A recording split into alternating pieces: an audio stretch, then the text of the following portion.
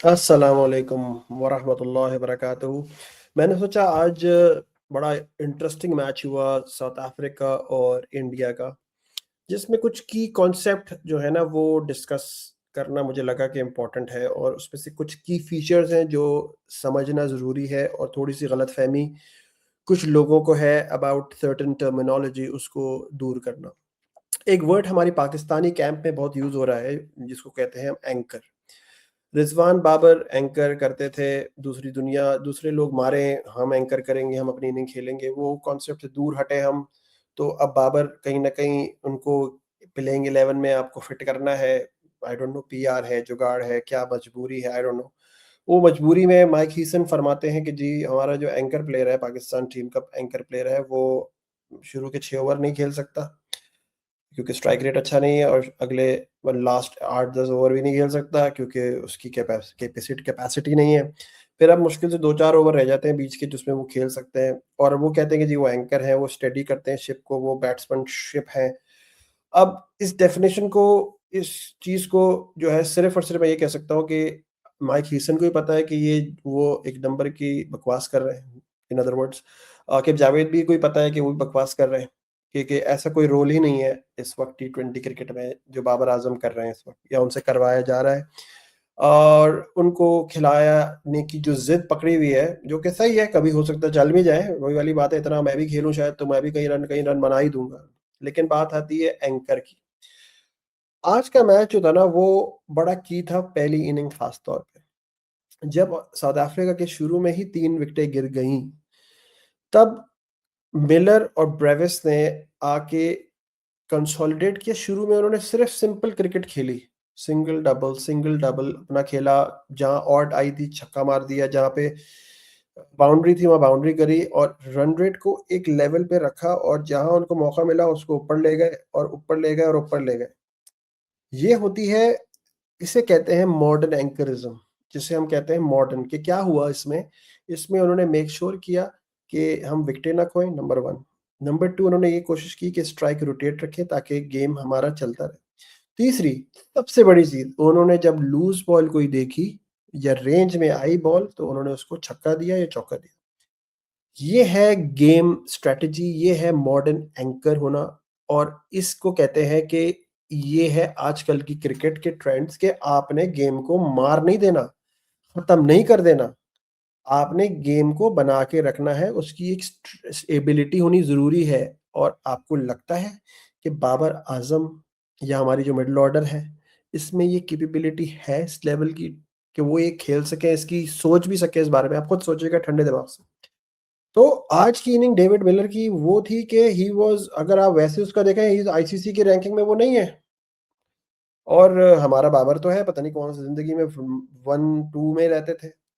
लेकिन आप इम्पैक्ट देखें, उसकी असेसमेंट देखें, गेम का प्रेशर देखें, अहमदाबाद, इंडिया के क्राउड, उसमें वो आया और खेला उसने, और उन्होंने मिल के बड़ी जबरदस्त पार्टनरशिप लगाई जो कि मैच विनिंग पार्टनरशिप साबित हुई। आसान नहीं था चेस करना, ठीक है, और इंडिया आई, इंडिया ने अपनी तरफ से कोशिश की, लेकिन आसान नहीं था।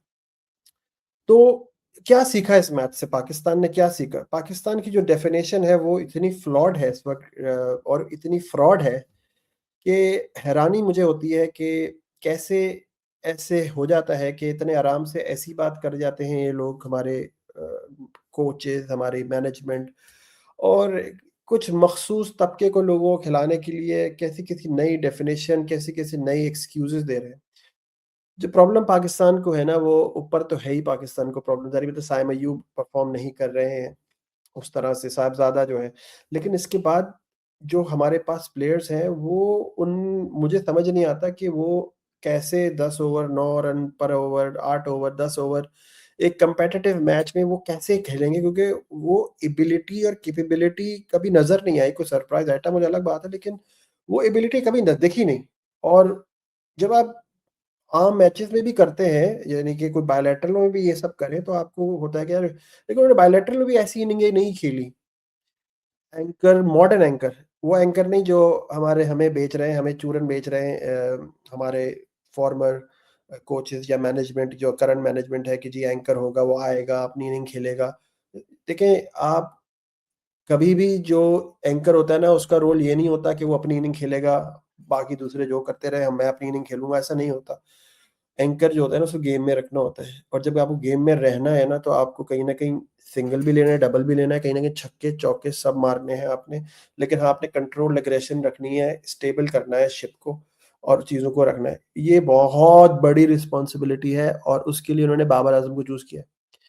जो 12 ओवर के बाद नहीं खेल सकता, 6 ओवर के अंदर नहीं खेल सकता, ऐसे प्लेयर को आपने एंकर बनाया हुआ है, और आपके पास बेहतर मौजूद थे। अगर आपका एंकर ही मकसद था ना, तो उससे बेहतर मौजूद थे। आप शान मसूद को ले आते, आप सऊद शकील को ले आते, आप और प्लेयर को ले आते जो कम से कम स्पिन को खेल लेते हैं, सिंगल डबल कर लेते हैं, स्वीपें मार लेते हैं।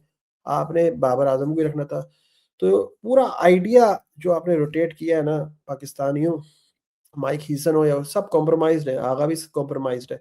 अनफॉर्च्यूनेटली इसी 2-4 प्लेयर्स को जो उन्होंने सेटिंग की और पूरा जो गेम चलाया है ना, इस चक्कर में हमारी ऐसी मिडल ऑर्डर हो गई है कि समझ नहीं आता कि जहाँ 100 रन से ज़्यादा या 120 रन से ज़्यादा बनेंगे और हमारे अगर ओपनर फेल हो गए गलती से, साहबज़ादा या साइम में से या आगा चले, नहीं चले, तो समझ नहीं आता रन कहाँ से आएँगे, कैसे आएँगे, किधर से आएँगे। बाकी अल्लाह मालिक है, इंग्लैंड ने भी जीत लिया है आज, तो पाकिस्तान को बहुत ही कोई आउटस्टैंडिंग परफ़ॉर्मेंस देनी पड़ेगी, और स्पिन को स वो हमारी स्ट्रेंथ है।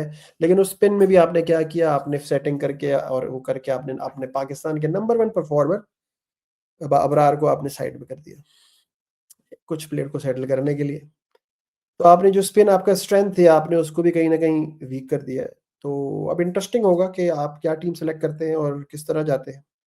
बाकी ये है कि अच्छा फुद्दू बनाया हुआ है माइक हीसन ने, और लोगों को चूरन बेचा हुआ है एंकर का, और लार्जर देन लाइफ से एक आइडिया जो है ना थ्रो किया हुआ है कि जी हमारी ये स्ट्रैटेजी है। अब स्ट्रैटेजी ऐसी बनाई है, ज़ाहिर बात है आपने 6-8 महीने, 1 साल, 1.5 साल में आपने कोई जितने प्लेयर्स पोटेंशियल थे, जो हर पोज़ीशन पे खेल सकते थे, आपने उनको चांस भी नहीं दिया। जब चांस दिया आपने, वो फेल हुआ, आपने निकाल दिया, इधर कर दिया। आपका आपका मकसद ही नहीं था।